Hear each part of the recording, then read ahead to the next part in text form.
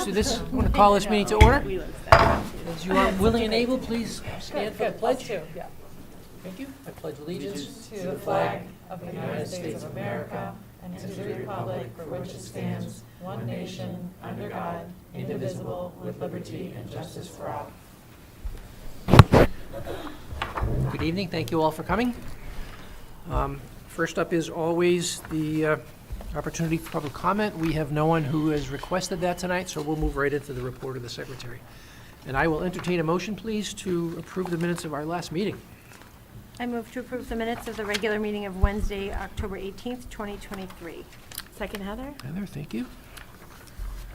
Anyone have any comments No, they or look questions? Totally great. Yeah, Punch brand. as always. Well done. Okay, if there's no further comments or questions, all in favor? That's 5-0, thank you. And that brings us to the report of the chair. First up, our next town officials meeting is scheduled for November 8th. That's next Wednesday. It will be at the South Berwick Town Hall, 8:30. I'll coordinate whoever wishes to attend. We have an election coming up in November. That's actually November 7th, which is the day before the next town officials meeting. And we do have a school board seat on the ballot. Heather, I believe you're running unopposed. So please get to the polls. Lastly, a group of us attended the MSMA conference this past week. Conference started on Thursday morning, and of course, with the horror of what happened in Lewiston, it started on a very somber note. Our keynote speaker, who addressed the conference first thing in the morning, spent a little time with us on that, and then moved into what turned out to be a really excellent address, a gentleman named Bill Daggett. The keynote was all about artificial intelligence and how schools ought to be embracing it rather than walking away from it as a tool and a skill that students will need. I'm not going to go any further because I couldn't possibly do justice to the talk he gave when time comes, if those of you who were there want to chime in. Of the 65 or so scheduled breakout sessions, I think about 10 or 11 of them actually wound up getting canceled because of what happened in Lewiston. I think we each got to go to some good ones, though. I attended a couple of different sessions on collective bargaining because that's a topic of interest to us this year. I did learn from I went to the MIYHS data session and learned that the release of the 2023 data is imminent. We should be seeing it very, very shortly, so that's something to look forward to. A couple of sessions on Friday around the Educator Apprentice program. I can't remember, it might be Gorham is doing this program where they're bringing in people who train as apprentices to become ed techs, and then they move up through that. It was a really interesting presentation. I'll see if I can dig up the slides for that if anyone's interested. And I went to one on restorative practices, which was given by Stacy Barlow, who used to work here in the district. She taught at the middle school, I guess. She's now working for the DOE as the main school safety center. That was an interesting talk, too. Anybody else who was there want to talk about cool stuff that they heard? Or? I attended a presentation on substance use and education. They used some of the latest research, and I talked a little bit about this at the Wellness Committee on how marijuana is definitely has a higher content now. It's more addictive, higher THC, and how basically that they're marketing to today's youth and hoping that they get addicted. But one of the main things that they did is they had some youth there that explained their real life experiences with substance abuse and addiction and what it was that caused them to know what was going on in their lives, their family homes, or amongst their peers, and why they turned to either drugs or alcohol and how they were able to become sober. And so they work for this, or they're part of this program called SEED, which is Students Empowered to End Dependency.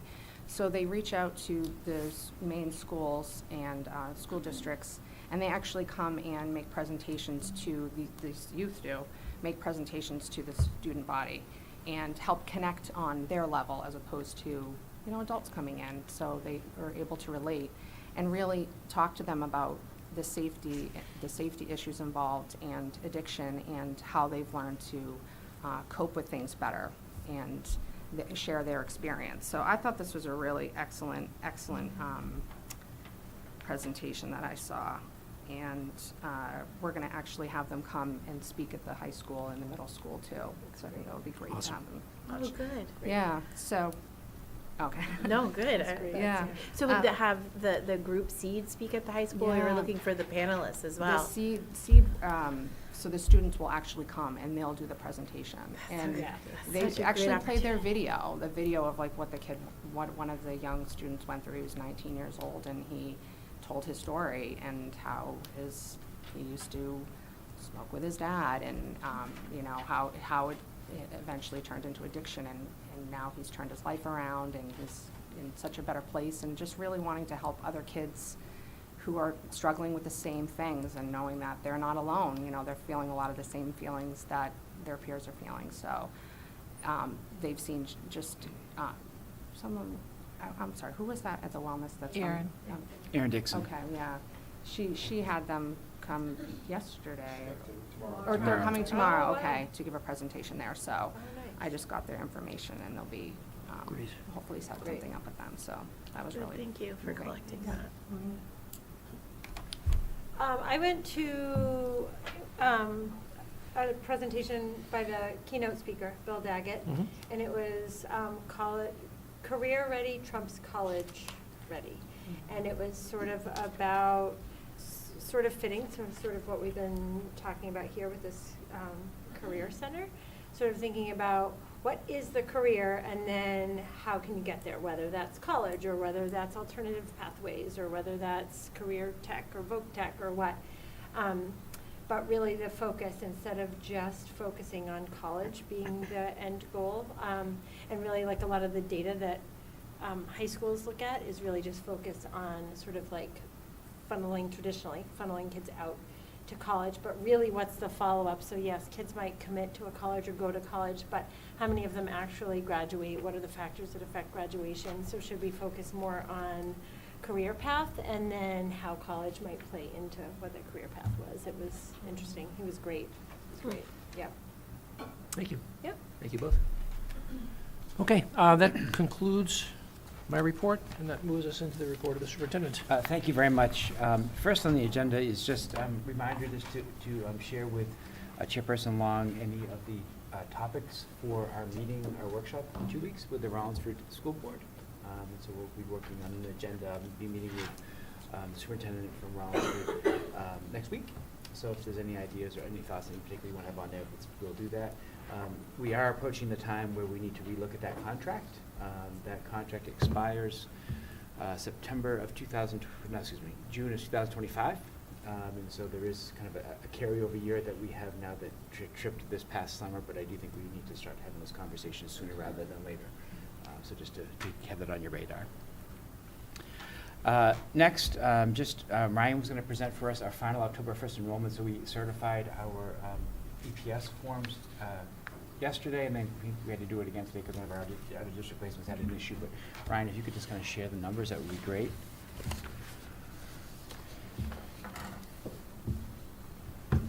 So all of you should have in your packet the certified enrollment. I did kind of white out some special ed data so we could have it for the public as well. But I have the actual counts, and every data point that I've shared with you up to this point has been our attending enrollment, not our subsidizable enrollment. So looking at Central School, the last time we were here and we were talking about this, that was at 389. We certified 384. Elliott Elementary School, the last time we were here was 308. We're down to 306. The Marshwood Great Works School, when we were here last, was 304. We're down to 299. The high school, when we were here last, was 670. We're down to 667. And Marshwood Middle School, when we were here last, was 465. We're down to 464. So since the last time we met, I said, you know, I still anticipate some cuts. We've dropped an additional 16 students. If you go back to the first day of school enrollment, which we presented, I think, 3 or 4 meetings ago, we've dropped 31 students. So, Our initial projection for enrollment, when we did the budget way back in like January, February, March timeframe, was 2,115 students, and we ended up with 2,120. So we were pretty close. Great Well done. work. Great So- work. Well done. Yeah. The good news, looking at attending enrollment, we're down 3 students, but the good news is if you look at the subsidizable enrollment, which is what's going to impact subsidy, we are +1 student. So not basically holding steady. That +1's not going to make a huge difference, but at least it's not -1 or -2. Right. Like we're holding steady. So, any questions on enrollment? Thank you.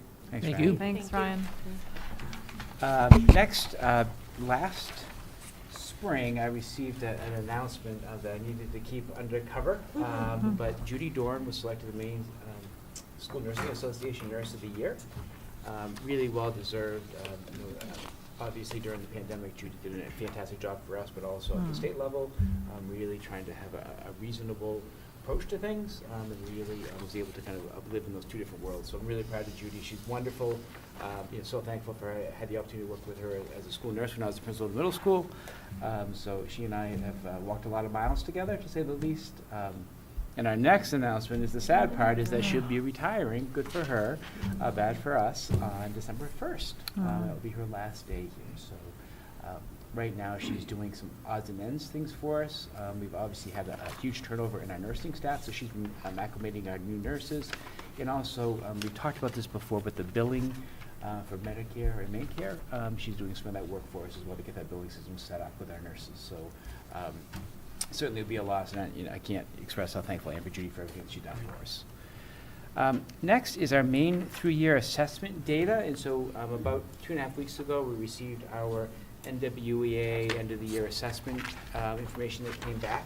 This is going to be an opportunity for Heidi to kind of show you where we're at. This is the first time that we've seen this data in the respect that the assessment changed a little bit, and I don't want to say too much because Heidi will talk about it a little bit more than I will, so I was going to turn it over to Heidi to share that information with all of you. You should in your folder have this handout. Yes. Thank you. Go over here.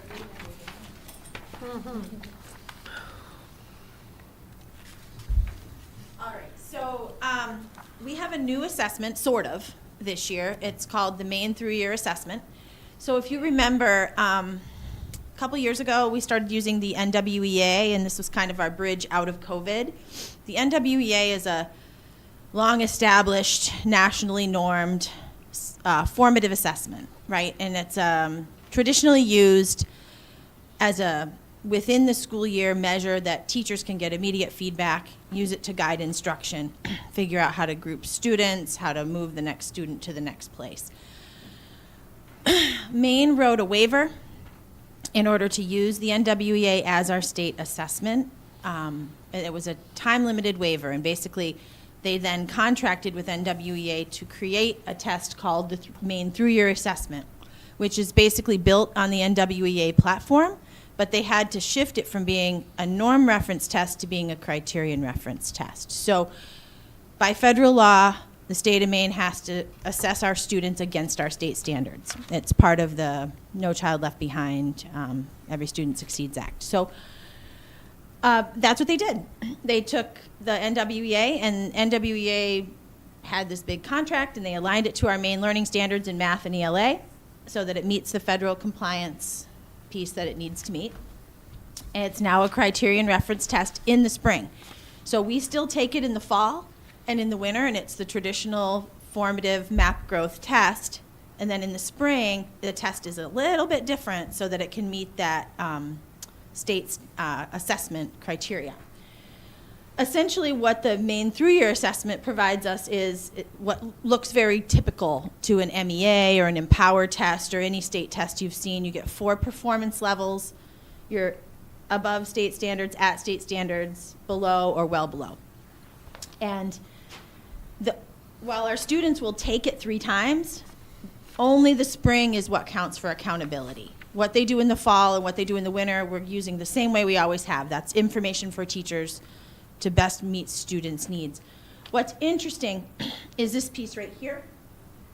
So the through-year assessment is made up of a certain percentage of traditional NWEA questions, that are adaptable. If you remember, NWEA is one of the a SMART tests. So if a student gets a question right, they get a harder question. If a question wrong, they get an easier question.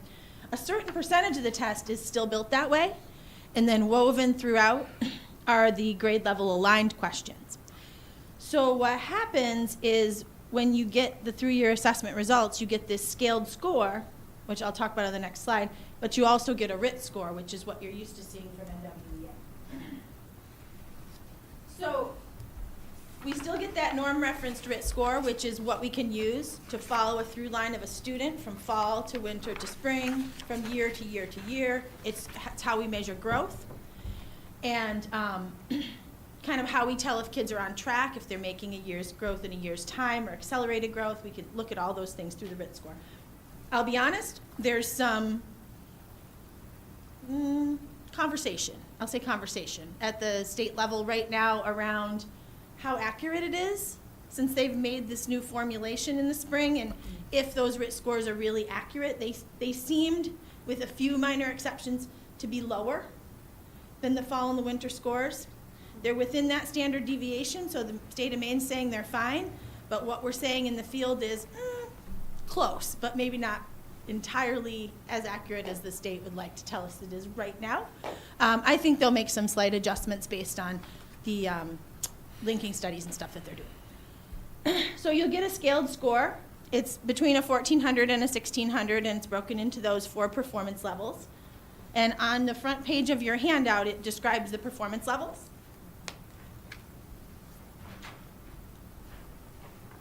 That's what this is. So even though the test was taken last spring, we didn't get the scores till a couple weeks ago because they were spending the summer getting those performance benchmarks done. So this is our baseline. This is a new test. We have a baseline now. And then this spring, when we take the test again, we should be able to get those scores quickly, like at least within a week or two. We shouldn't have to wait all summer for them again, which is helpful. When we get those individual student reports, which you get as a parent, that get sent home, those will go home in the spring. And you should have gotten them in the fall, or will be getting them this fall for last spring. And on those reports, you'll see the scaled score, but you'll also see reference to a RIT score. So you can kind of see both on there, which is, I don't know, probably confusing, but maybe helpful if you understand what you're looking at. And then I guess the other thing it gives us is, in theory, quicker results and more actionable data. I think we're seeing that for sure with the fall and winter. The map growth, it's very much functions like STAR. The kids take the test. Within a few weeks, the teachers can go in and see the data. Used to be within 24 hours they could go in and see it. Right now, there's a couple week gap because of the way that the state has created a separate platform for reporting, so it has to all go into one platform and then sync with the other one. It's beyond my pay grade, but they promise that it'll be synced probably this week. So that's what the Maine through-year shows us. Do you guys have any questions about anything I've said so far?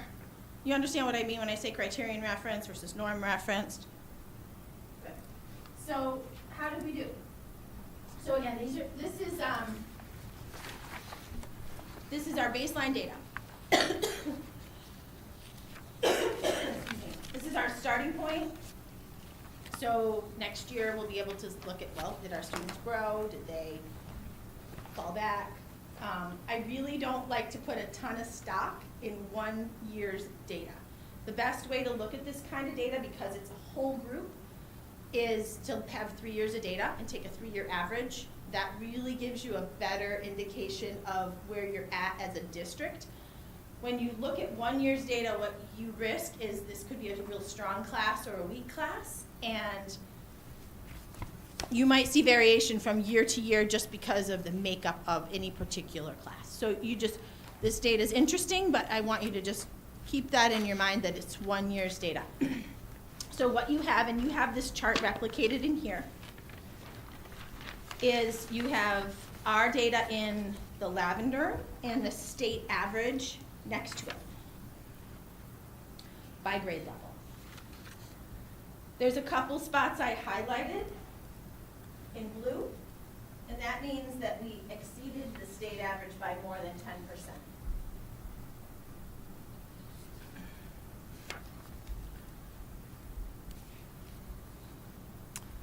I'm going to show this to you a different way too, which I think might help you understand it. So Brian helped me create these graphs. So what the graph shows is in the paler color, you have the state performance, and then in the brighter color, you have our performance. So essentially what we want to see is we want the red and yellow bands, which is, this is the well below and the below, we want those to be smaller than the state. And the green and the blue, which is the at and above expectations, we want those to be bigger than the state. Like we want more of our kids in those green and blue areas and less in the yellow and red. So it's a little maybe easier to visualize it this way than looking at all the numbers on the chart. That makes sense. Does that help? That helps. Okay. Thank you. So that, yeah, go ahead, Joe. Did every school district in the state participate in this? Yes, Okay. public school, yeah. Yeah, that's what I meant, sorry, Yep. thank you. Yep, thank you. Yeah, it is required. And it's grades 3 through 8 and then grade 10 that are assessed. So then if we move on to Why is that? math, did you have a question? I just was curious why the stop at 10th grade. So the way that the federal statute is written, you have to assess in grades 3 through 8, and then you have to assess once during high school. So previously, we always assessed in the 11th grade, but there was a lot of pushback from the field around that because 11th grade is when kids take the science test. It's when AP tests start to hit. It just seemed like there was a lot junior year. So when Maine revamped, they decided to target the sophomore year. I mean, it is what it is. It's not an assessment of your entire high school because it's taken at the end of your sophomore year. It's the assessment of your first 2 years, but it is what it is. It's just one metric that we can look at and learn what we can from. So this is the math results. Again, set up the same way. You got your categories, well, below, at, and above. We're in purple. The state's in white. In general, we did pretty well. Again, there's some bright spots here where we had a lot lower numbers of kids in the well below category, which is a really good thing. There was one weak spot in our data, in the whole data set, and that was right here in 5th grade math. 5th grade math scores were not what we had hoped, but that was literally the one weak spot that we saw. And again, I'll show it to you in the other format if that makes it easier to look at. What qualifies weak? We just performed below the state average. It's just not what we would normally expect. And there's a few reasons for that. I think we have, we're in year 2.5 of a new math curriculum. The teachers are still getting used to it. And we put some intervention in place and working on it. I don't know entirely, but I think the biggest issue is getting through all the units. That if there's 10 units in 5th grade, but you're only getting through 7, and units 8, 9, and 10 are on the assessment, you're not going to do very well, right? So there might be some pacing issues. We're looking into that, and Mel's working a lot with 5th grade this year. So. Do you think it's coming out of a rough few years too with the pandemic too? Yeah, This is, all of it, yeah. Could also For be sure. an alignment issue as Yeah. far as, we have the 5th grade expectations as they're trying to create this assessment kind of mid-flight, so to speak. And so Yeah. there's a lot that could go into that. Yeah. And so that's why it's really important, as we have those next years of data, we can start Yeah. to track as to what's occurring. Right. There's a group that struggles in mathematics. And so Is there a let's talk pattern or about they're that. just Right. outliers? Yeah. Yeah, and then the other part is what doesn't tell the stories is also subgroups. And so one of the areas that we talked about as one of the goals is that really emphasizing that co-teaching model for our special education students. So they're getting double the math, so to speak. They're getting the content in the mainstream, but then they're getting the support that they need in the resource room. And so that's one of the areas where we start to see growth over the next couple of years. That's going to probably take 2 years to get with fidelity, because of consistency around that. So I'm going to pull out a few little highlights that might be difficult to see just looking at the numbers like this. so you can't see some of this stuff because we reported the data as third grade data, not as Central School data and Elliott data, but within Central Schools and Elliott's data, there were some real highlights that I think are important to recognize because I really look at our third grade data, particularly our third grade math data, as a bellwether of the future because the kids in third grade have had our new math program. They've had it for 2 years and they're starting to see the impact of it. So one of the things that was a highlight, 79% of third graders at Elliott scored at or above. The state average was 62%, so that's a really nice performance jump. In reading, there was only one student at Elliott that scored in that well below category. It was a special education student, but it was, it's just one student, less than 1%. That's impressive. One of the things that was really cool in Central's data, that blue category, that exceeds expectations category, they had 23% of the third graders performing in that blue category, which is really excellent. Again, the state average was only 13%, so that was another one of those, like, I would color that blue. That's a really good performance indicator. And at the high school level, our 10th graders, 82% of them were at or above expectations in reading, which was really good.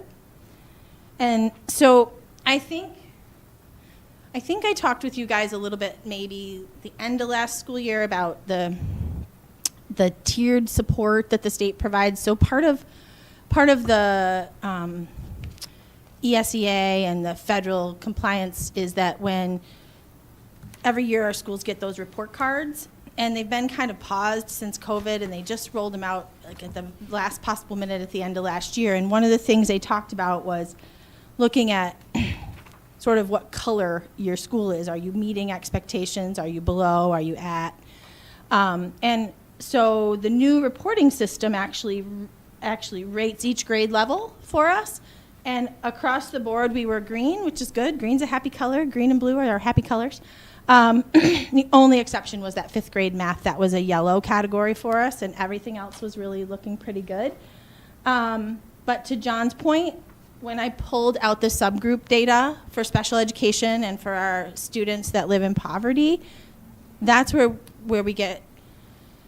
it gets a little tricky sometimes. I think special ed is the most concerning. Actually, the free and reduced lunch data, the ethnic data, racial data that I looked at looked excellent, looked really strong, but the special ed data is still challenging, and it always is, but we're working really hard to make sure that our students in special education get the specialized instruction they need, but also get exposure to grade level content, because they may have an IEP and they may be working on their IEP goals when they go into a resource room setting, but at the end of the day, they take the same assessment as the other kids, and they need to be exposed to 5th grade reading or 7th grade math. At least conceptually, they need to have the opportunity to learn those things. So we've done some restructuring, and we'll see how it goes. Also remember that from an equity standpoint, Elliott Elementary School had an intensive math remediation program for a couple extra years before Central School even had that, so we made that decision 3 years ago to make that change. So last year was that first year with Fidelity. Also the day work school, and so now you start to see those kids getting mealtime support. And so that was kind of that comprehensive approach, like what's good for one student is good for all students, and that's how we have to approach that. When one school figures something out, we try to share that. So what are we doing in response to these scores? I think the bottom line is we're not and never have been a teach to the test kind of district. It's if we teach what our curriculum, if we focus on good teaching and learning, the test should take care of itself. I mean, our teachers do work hard to prepare the kids to do well on the assessment, expose them to the platform, expose them to the type of questions that they might see. But mostly it's just about making sure our curriculum's intact and that teachers are engaging students and creating positive, supportive testing environments. That's really important. Setting kids up for success from a very practical standpoint in terms of the testing. As John said, we've expanded the math coaching to all 3 elementary schools, and really liking the data that we're seeing coming out of math intervention in all 3 places, which really gets to that second bullet from the bottom, which is this is just one data point, and it's a brand-new data point, so we're not even sure if it's the best data point yet, right? So one of the things we try to do is take it, look at it and learn from it, but also verify it with other sources of data that we have. So we're looking at our benchmark assessments, we're looking at our AVMR diagnostic screeners, we're looking at our DIBELS assessments. So our coaches and our teachers are really, when they sit down to look at data, they try to look at a whole picture, not just one point. Yeah, and we already talked about the last one. So that's all I have. What questions do you have about any of that? Come on. I'm That going. wouldn't have been that clear. So this testing actually takes place in the fall, the winter, and the spring, but only the spring is used for the statewide assessment. Correct. But we must look at the scores for the fall and the winter and see if there are trends there as well. Do the trends there support what we're seeing in this? Slightly different assessment, which is the curveball. Yeah, Is okay. that spring assessment is not the same assessment that we do. Not in the close fall. enough to make any Well, comparisons? supposedly you can. That's that RIT score. The RIT Yeah. score is the thing that runs through all 3 administrations of the test. Okay. So I'll be really curious when the fall data gets released this week or next week, what it looks like. Okay. Like how the spring and fall, when we look at map growth, compare to the previous year. But the teachers can definitely get in there and see it and use it. That's the whole point. So we're looking at this data. So Yep, for an sure. example would be, I'm looking forward to looking at the 6th grade math data. So I want to see where those 5th grade Yes. students were this year. Yep. Is that a function of the test? Is it what's happening there? So that'll be another data point that we can use to be able to decipher what the numbers really are telling us Yeah. as we kind of go forward. So. Cool. So the only other thing I wanted to share with you guys tonight is, did everybody get the link I sent for the website? I'll just pop it up just to show you.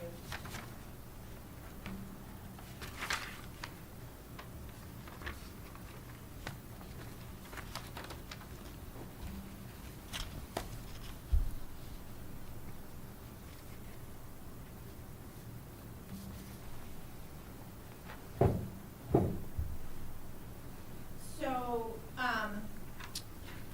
at some point over the summer, I think you all had a conversation, and John asked me to work on creating some more curricular transparency on the website, and really, it's been a great process. The timing was perfect. I sat down with the middle school and high school departments and just asked them, hey, you've done a lot of curriculum work over the years, but let's create some documents that can be public-facing documents where if I'm a parent or a mother or a community member who maybe I'm thinking about moving to South Berwick or moving to Elliott, I can go on and get a sense of what my child will be learning. The goal is not to have it, lesson by lesson pacing guide, but to give people a sense of like what a course might look like, what a grade level experience might look like, what are the key skills and knowledge. So if you go to the website, to the menu, down at the bottom is the curriculum. And then this is the page that I built last year. And then down here at the bottom is where we start with our curriculum maps. So we have grade level maps that are clickable here. I'm still working on the counseling ones. Some of them they're close. I have to just fine tune the formatting.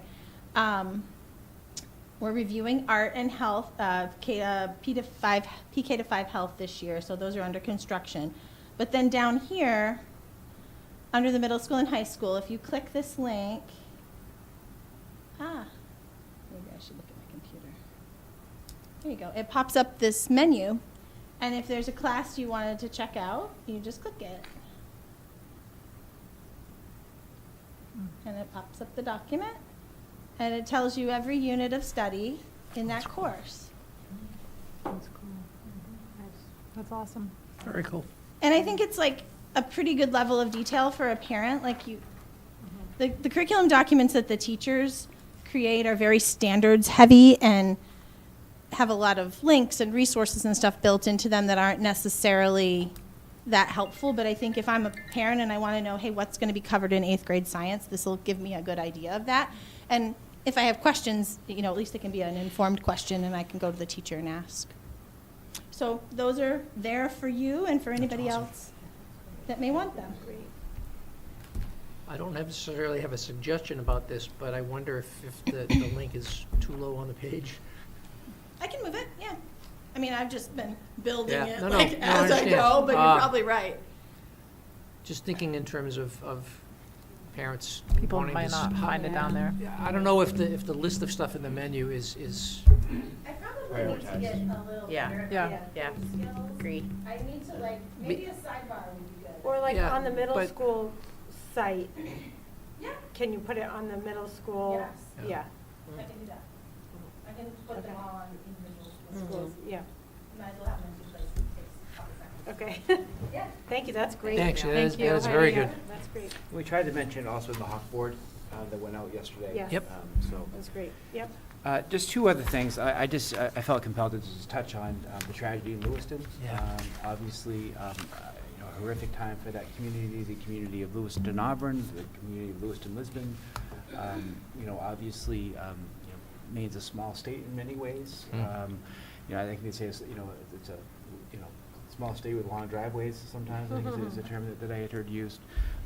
So obviously, when anything like that happens, you know, it hits to the fears of everybody, also dealing with the tragedy as a whole, with the connections. And I really feel compelled to mention just how much I appreciate our staff. And so many people had gone to bed and woken up early in the morning to find out that this had occurred, and then imagine your own processing that, if you might have connections to that community, and then all of a sudden being asked to be with a classroom of 20 students as they may have questions about the data. That's quite a tall order for staff to manage. So truly do appreciate that. We, as a district, you know, did our best to communicate transparently about what we were thinking, be able to be really clear as to what the concerns were, to share data when it's important to be able to people to see what that is. And it's not justifying a decision. You know, people are going to like a decision or not like a decision, but at least you can explain the thinking and the thought process that went into it. It's not, you know, taking a coin and flipping it in the air.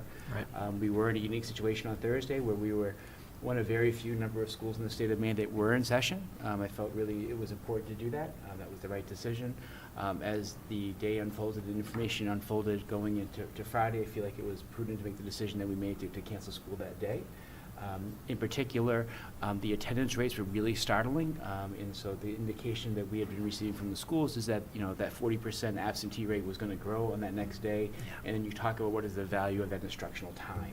And so that was one of the factors, as well as obviously dealing with the tragedy as a whole. So I firmly believe that in those situations that, you know, our schools are the safest place for people to be, and so trying to find that balancing, I can share that information. So obviously a difficult time, and our heart goes out to the Lewiston community, and fortunately it's been resolved.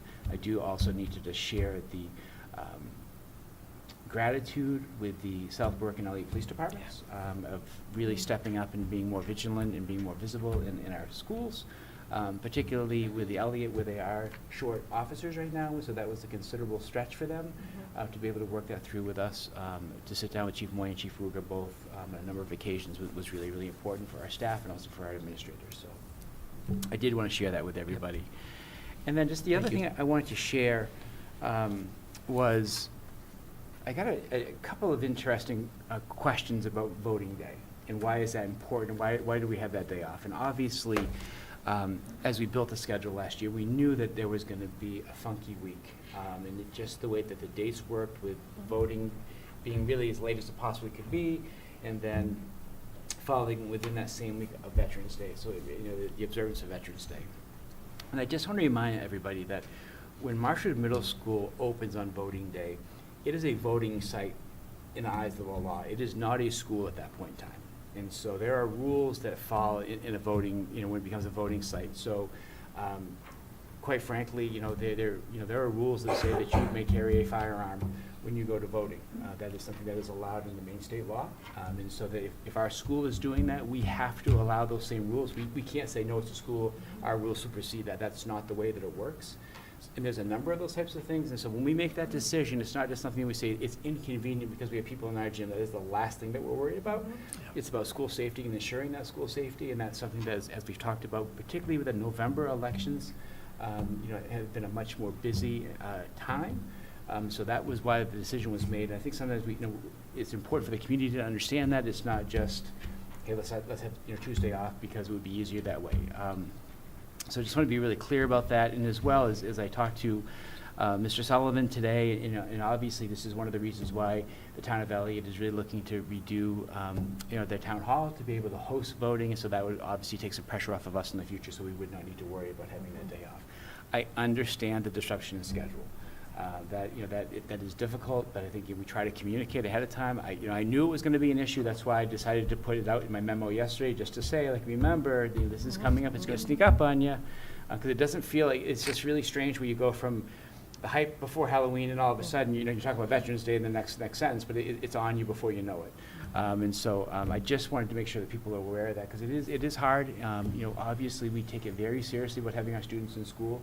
But we also have the mindset that we have 175 days to teach students. We want to maximize those days when we have that opportunity. Right. So, do you have any questions about either one of those things, or I just wanted to be clear? No. Okay. Thank you. Student report. All right. So, past 2 weeks, our sports have been winding down a lot. So for football, they won their game last night, their first playoff game against Gorham, 27-26. Boys soccer lost their playoff game against Scarborough 2-0.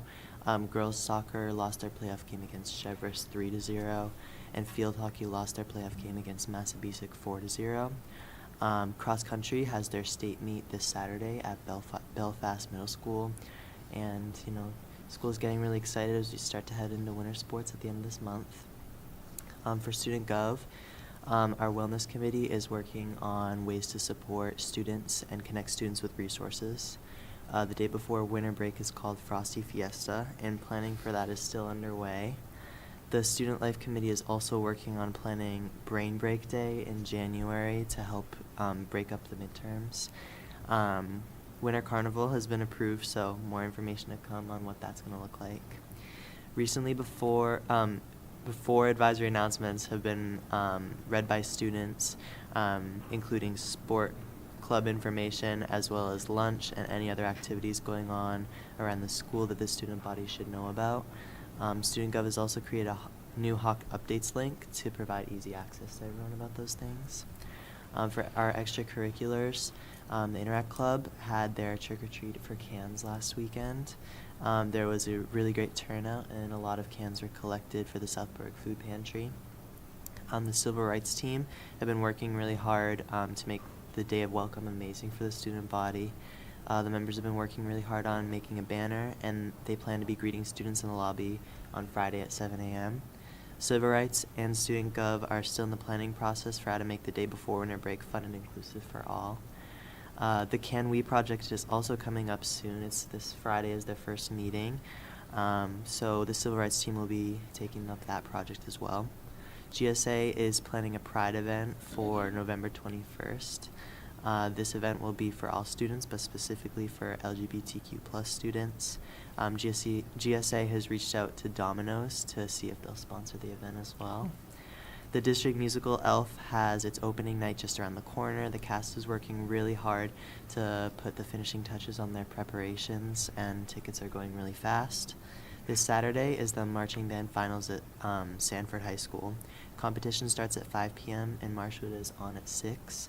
They're calling themselves the Blue Hawks to acknowledge that they're combined with both Marshwood and Somersworth students. If anyone's interested, the marching band is doing a full run-through performance at MHS at 3 p.m. on the stadium field before they load up trailers and buses to head to Sanford, and all are welcome to attend that.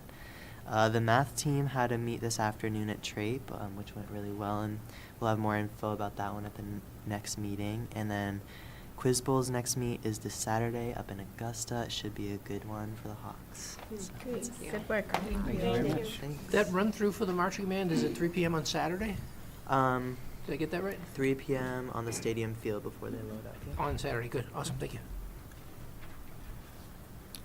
Thank you for That's that. our report. Great. We have no correspondence upon which to report, and that brings us to the report of the committees.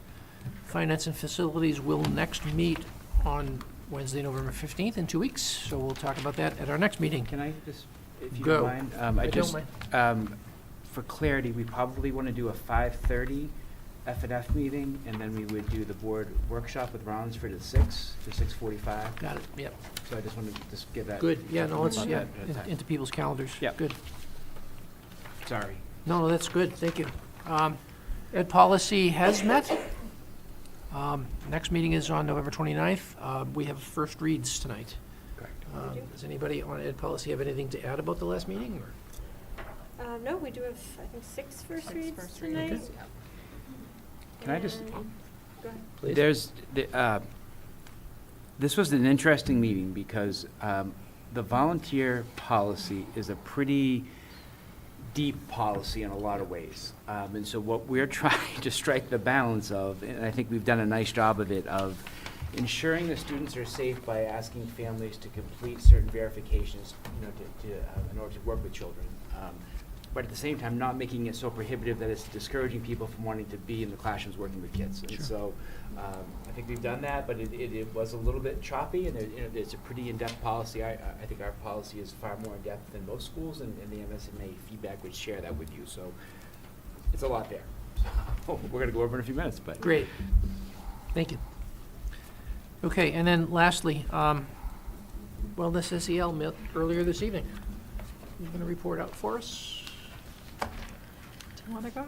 Do you want to do it? Well, I mean, I started taking notes, and then halfway through, I was just so interested in whatever I was saying. Do you want to do the first part and then I'll Sure, add I whatever, just totally because will, I was a yeah. few minutes late? Yeah. Hold on. Let me just find what section I wrote that in. Okay. So we started, well, actually, most of the meeting was talking about our wellness meeting that we're scheduled for November 20th at 6 o'clock here at the high school. And at the beginning, there'll be a wellness fair where we'll have some booths set up. We'll have each of the schools represented on there. We'll have someone from the Interact Club. We'll have Karen from Chartwells. We'll also have an art show displaying some students' artwork and some music that will also be playing to also bring in parents that want to see their kids perform or their projects, and also be part of the wellness presentation. Also seeing if the Elliott Community Service Department or the South Berwick Service Department wants to come in to tell about what opportunities are for kids, also on a wellness topic. Include students. We want to make sure that we invite students so that they can be part of it, not just like for parents to be there. And just, that's kind of where I ended, Kate. Okay. Sorry. Yeah, so we spent a lot of time just talking Yeah. about the wellness fair, and there was a lot of brainstorming about what would be good to have there. But we didn't want to have too much at the same time. We had Addie Clary there, who's a student at the high school, and she brought a lot of good energy and contributed to conversation, and is part of Interact and Student Gov, and she's gung-ho to be a part of SEL and to help bring student input into this committee, which I think is awesome. We talked about Chartwell's discussing some quick meals for healthy dinner options instead of just McDonald's. So that might be a nice tip to have them there. And we talked about we talked about the SEED program, which Rebecca, you talked about earlier, which sounds fantastic. That was students empowering and ending dependency.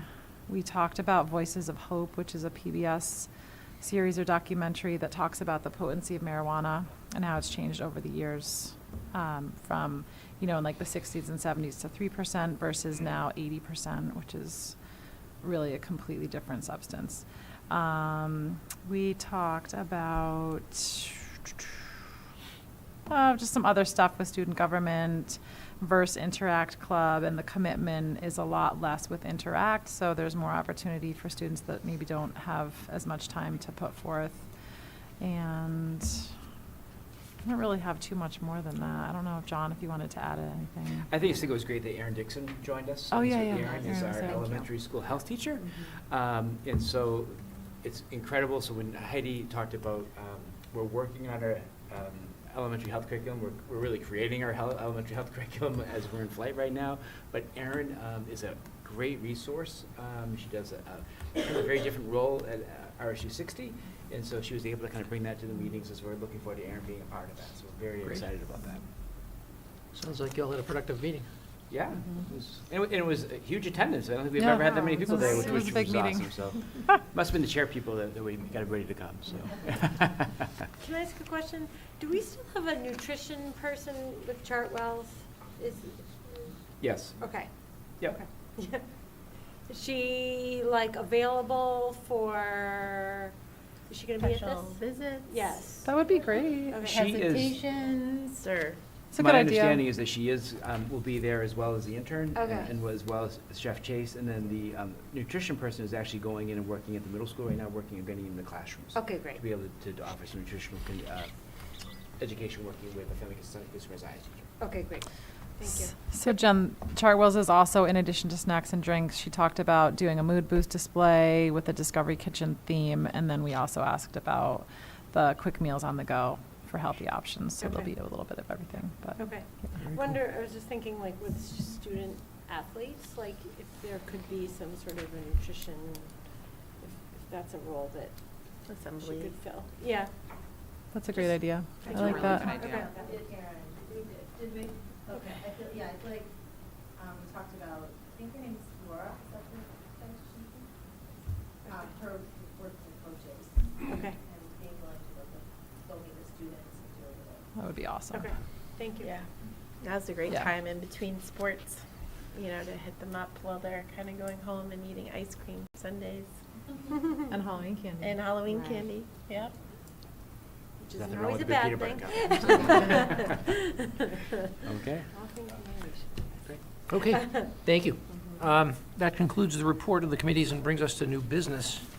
Have a motion, please, with regard to policy GAB. I move to approve the first reading and discussion of policy GAB, job descriptions. One second, Rebecca. Rebecca, thank you. This appears to have a new paragraph. Is that the major change? Yes, we went with the MSMA version to bring it current to what we actually Okay. do. And this change talks about approving job descriptions and getting them approved by the board and, yep, okay. Any questions about this? Okay, We this were is- pretty explicit, though. I just want to point out, the job descriptions for teachers or administrators will be approved by the board. Yep. But like an ed tech's position may change, Mhm. depending on the role. And so that, what Mhm. that really does is, how we manage that now is that I create a job description. Every job has a job description with it Yep. when it's posted, but it's really, if we were to, so for instance, we talked about the 504 coordinator, and we brought that to the board, talked about the job description with the board, and then we voted on that at that Right. point in time. So that's kind of that example of that. Great, So. thank you. Any other Looks good. questions or comments? All in favor? It's 5-0. Very good, thank you. Have a motion, please, with regard to IJOC. I'll move to approve the first reading and discussion of policy IJOC, school volunteers. I'll second, Rebecca. Thank you. So we have, looks like paragraph added here and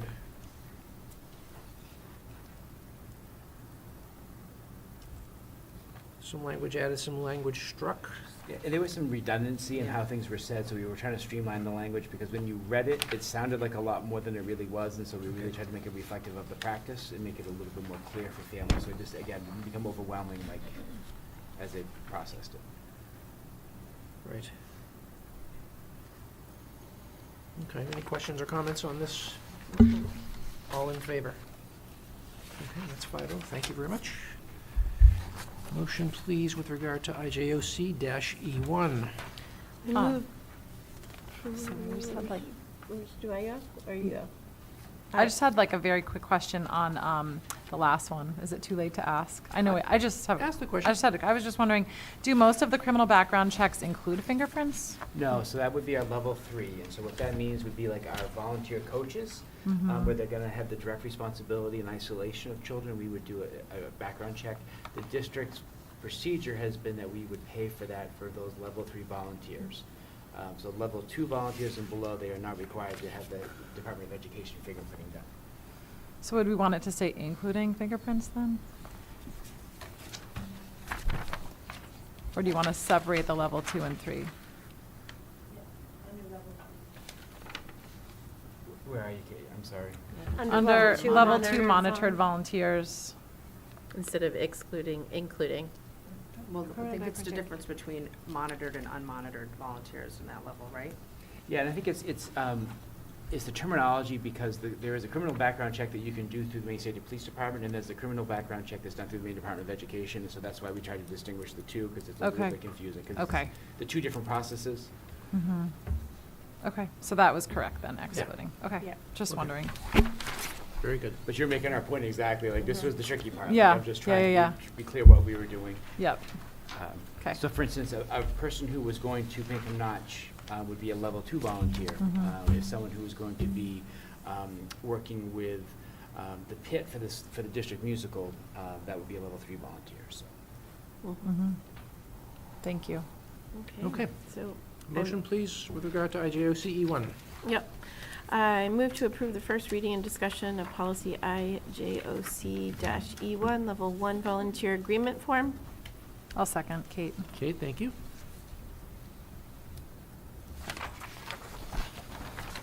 Pretty straightforward. Mm-hmm. Comments or So this used questions? to be dash R, and so we had to Got it. name it E1. Yeah. Name it E1. Okay. Comments or questions? All in favor? 5-0, thank you. Motion, please, with regard to IJOC-E2. I'll move to approve the first reading and discussion of policy IJOC-E2, levels 2 and 3 volunteer application form. Second, Heather. Heather, thank you.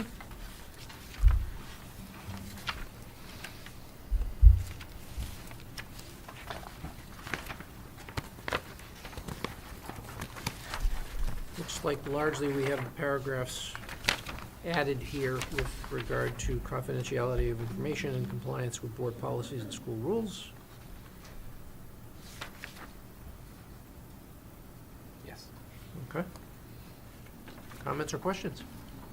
All in favor? That's 5-0, thank you. Motion, please, with regard to policy BEC.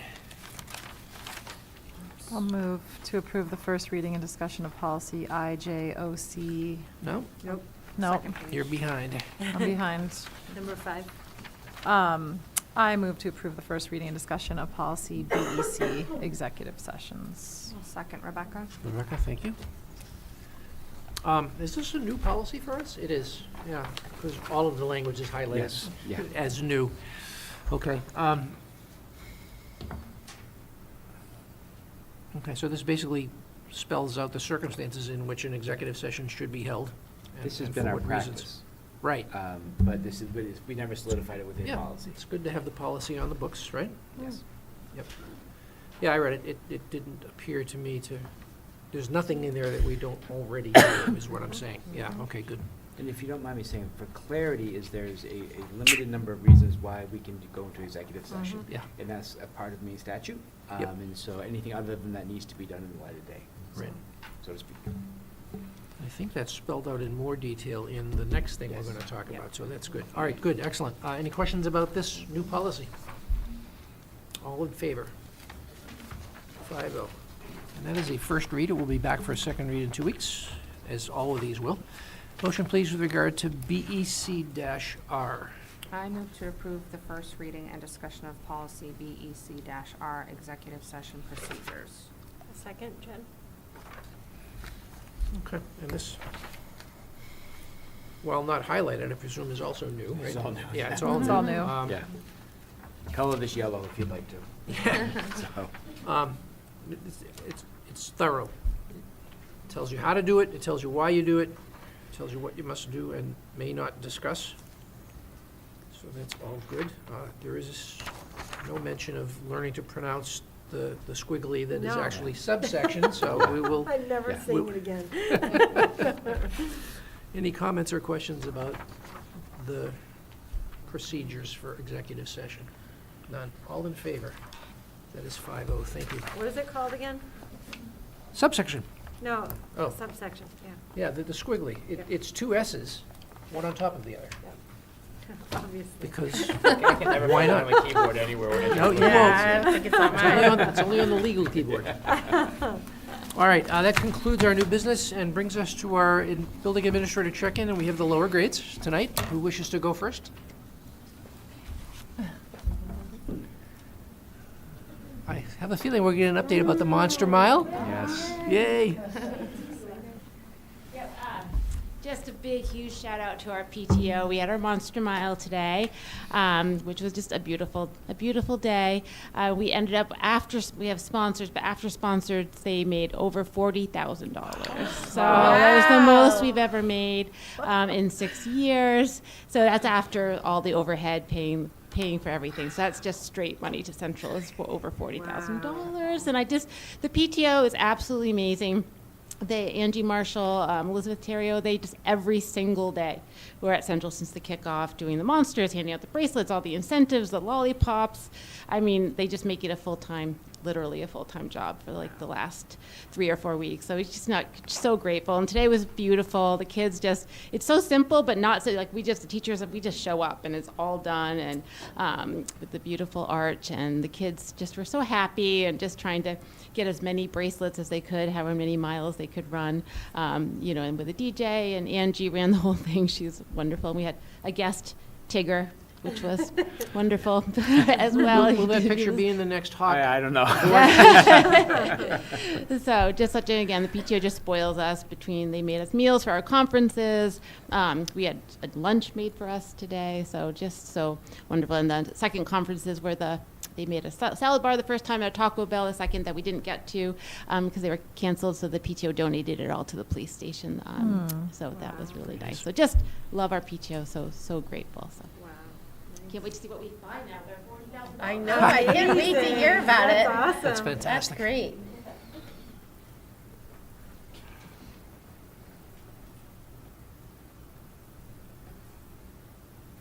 Good evening. Just a couple of things. We had Free to Grow, a program designed to prevent child abuse and neglect by empowering children and families. The last couple of weeks, a volunteer from Free to Grow came into the school, met with students, had conversations. They went through different exercises. The school counselor was present when they did this, as was the teacher. It's a wonderful experience. I sat in on a couple and participated with the kids. It was just awesome. It was an awesome service. Our peeps also provided lunches during the conferences, which was great. We really appreciate that ongoing support. This evening, we hosted the Scholastic Book Fair. It was great. A number of teachers chose to have conferences tonight as well. It was a great night. A lot of parents came in and a lot of books were purchased. So that's good for us. The third grade pumpkin patch, which is a tradition at Elliott Elementary, is rescheduled for Friday to the delight of a lot of parents who are worried that they wouldn't get to participate in that. But that's happening, and the public's invited to come in, and the kids are excited to share their biographies. Thanks very much. Thank you.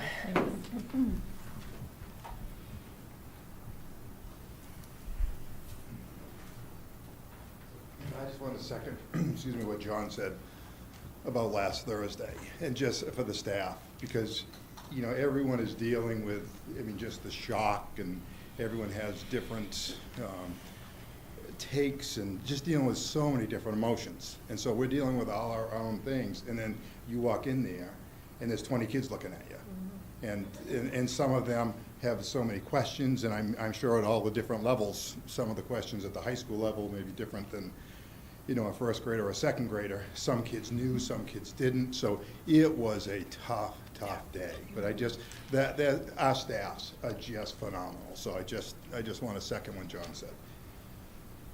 We've got a week next week. When John talked, we've got the Veterans Day Assembly, which we're so excited about. Also, we've got ELF. So we have the preview for ELF. So next, I don't know how our scores are going to go on the NEWA. You know, next, I'm glad we're not taking them next week, because I think we're coming to the high school on Wednesday, and then Thursday we have the Veterans Day Assembly. But all those things are so important. Also, we had our ice cream social book fair a couple of weeks ago, and then I was talking about it at the wellness meeting today. we did a transition survey for our fourth graders. And so we got about, I don't know, 40, 45, 50 surveys back. And this was from after conferences. We gave them out these surveys at a conference. And we'll have another, hopefully, a bigger number coming up.